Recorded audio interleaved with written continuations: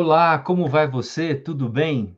Seja muito bem-vindo a mais um episódio da nossa série Centro-White Responde. Nós queremos agradecer pela sua participação, pela sua interação e também porque muitos de vocês que têm participado desse quadro têm enviado suas dúvidas, suas perguntas ao Centro de Pesquisas, usando o nosso chat, usando o site do Centro-White, não é? Usando o nosso WhatsApp, não é? E tudo isso tem contribuído para que nós realmente continuemos trabalhando nesse ministério junto a cada um de vocês.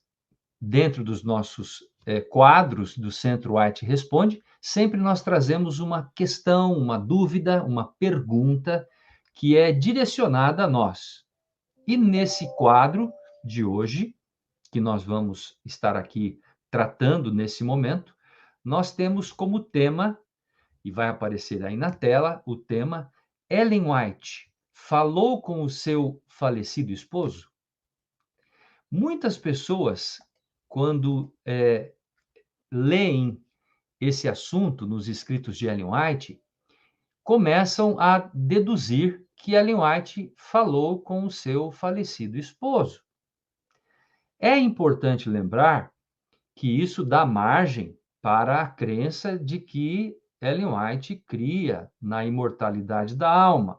Ou seja, se ela falou com o seu falecido esposo, então ela falou com um ente que estava morto, mas que sua alma estava ainda viva. E isso não é verdade. Eu quero aqui, então, contextualizar esse momento. Tiago White se casou com Ellen White no dia 30 de agosto de 1846. E eles viveram até juntos, né? Até o dia 6 de agosto de 1881. Ellen White ficou viúva por 34 anos. E é importante destacar que Ellen White recebeu pelo menos um convite de casamento de uma pessoa que era pioneira da igreja e que queria se casar com ela, mas ela recusou o convite. O que revela que Tiago White era uma pessoa a quem Ellen amava profundamente. Na verdade, no dia 6 de agosto de 1881, quando Ellen White perdeu seu marido, Ellen White revelou um profundo pesar, uma profunda dor, uma perda tremenda para ela e também para o seu ministério, porque Tiago White, além de esposo, era também uma espécie de um conselheiro para ela. Ele era um companheiro, era pai, era um conselheiro, eles trabalhavam juntos, viajavam juntos. Portanto, no dia da sua morte, Ellen White expressou um profundo sentimento de dor, de pesar, não é? Um vazio profundo foi realmente criado dentro da sua própria vida. É um episódio que traz essa questão que nós estamos trabalhando hoje nesse quadro, se ela falou com o seu falecido esposo, está registrado no livro Conselhos aos Idosos, na página 122 a 125, e que aparece no Manuscripts Releases, volume 10, nas páginas 38 a 40. E alguns críticos de Ellen White têm usado esse texto para poder denegrir a sua imagem. Então, como podemos entender esse episódio?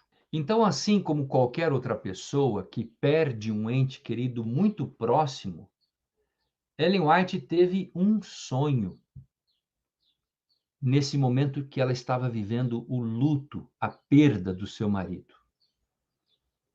E coberta pelo sentimento de tristeza, de dor por não tê-lo mais ao seu lado, em seus trabalhos e como um companheiro, nesse momento, Ellen White, ela, ela tem um momento onde ela chega a falar neste sonho. E ela diz: papai, vi você morrer. Vi você sentado, ou melhor, vi você sendo enterrado. Será que o Senhor teve piedade para mim e permitiu que você voltasse outra vez para mim, para trabalharmos juntos, como costumávamos fazer? Esta é a fala que Ellen White expressa, e ela registra essa experiência. É interessante, porque era um momento de profunda perda, de profundo sentimento de pesar. Então, ela expressa o vazio que estava em sua alma, mostrando aos seus leitores, de fato, o sentimento que estava dentro dela. E então, ela expressa esta fala, aonde ela diz: será que o Senhor teve piedade de mim e permitiu que você voltasse outra vez para mim, para trabalharmos juntos como costumávamos fazer? Isso, meus queridos, indica que ela tinha a plena crença na ressurreição e não no espiritualismo, e não na imortalidade da alma. E, obviamente, Ellen White era uma pessoa humana, não é? E ela era amada por Deus, assim como nós. Portanto, Deus nos dá sonhos para confortar, ou até mesmo por meio de circunstâncias difíceis. Esses sonhos nos trazem uma espécie de um alívio humano para nós podermos conseguir continuar a nossa caminhada. Então, nós podemos atribuir o sonho de Ellen White não como um sonho espiritualista, não é? Porque no capítulo 33 da obra O Grande Conflito, Ellen White vai trabalhar esse assunto de forma bastante clara, não é? O título do capítulo é o Homem Imortal?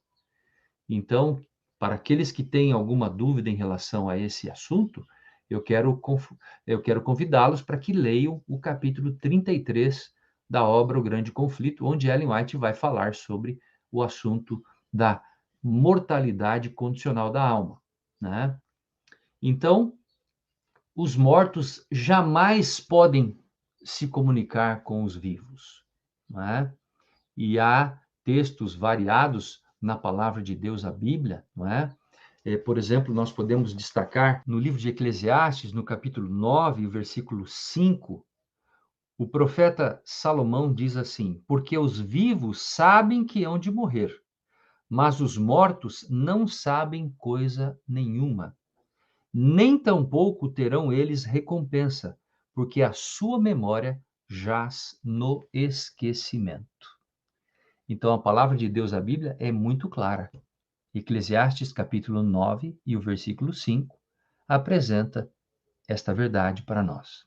Portanto, os vivos não se comunicam com os mortos. E, nesse caso, Ellen White também não se comunicou com o seu falecido esposo, Tiago White. Muito obrigado pela sua presença, pela sua participação nesse quadro.